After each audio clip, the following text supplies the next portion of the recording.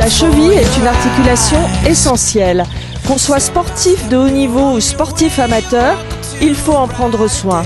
Pour nous en parler et nous confier tous leurs secrets, ce matin, nous sommes avec des marathoniennes, des triathlètes et des spécialistes du trail. Qu'est-ce qu'un triathlon et comment vous vous entraînez? Un triathlon, en fait, il y a 3 disciplines. On commence par de la natation, après le vélo. On pédale et après la course à pied. Alors après, il y a plein de distances différentes. Nous, on fait plutôt des distances olympiques, ce qu'on appelle la distance M, et avec 1,5 de natation, 40 de vélo et 10 de course à pied. En fait, la distance olympique, c'est toujours la même distance. Et au départ, par exemple pour les marathons, on avait vraiment des entraînements, on suivait des programmes bien particuliers. Mais aujourd'hui, en fait, on a un entraînement de fond et en fait, on ne s'entraîne pas particulièrement pour les triathlons.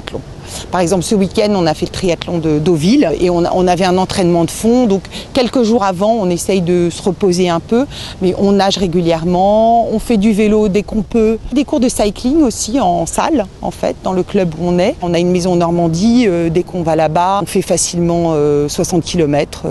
Voilà, on part se balader. Et puis la natation, moi j'adore nager, toute l'année je nage dans la mer en fait. Toute l'année en Normandie, on a des combinaisons, des cagoules, voilà, au mois de janvier, je peux être dans l'eau à nager 1 kilomètre et je me régale. Est-ce que vous avez déjà été blessé en pratiquant un marathon, un triathlon, quoi que ce soit, ou à l'entraînement? Et qu'est-ce que vous avez fait après pour que ça ne se reproduise plus? Oui, je me suis blessée en voulant préparer un trail de nuit.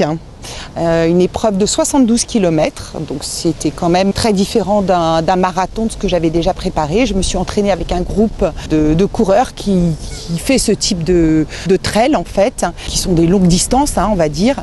Et la première course que j'ai fait avec eux, je me suis entraînée de nuit et on avait les frontales et tout ça. Et c'était la première fois que je courais comme ça de nuit avec une frontale et je me suis blessée. Voilà, donc adieu le trail de nuit que je devais faire. Bon, je l'ai fait l'année suivante quand même. Quelles précautions, quel entraînement particulier avant une course? Je pense que c'est important pour entretenir le corps, en fait, pour pas avoir de douleur et pas se blesser. Je pense que c'est bien effectivement de s'étirer.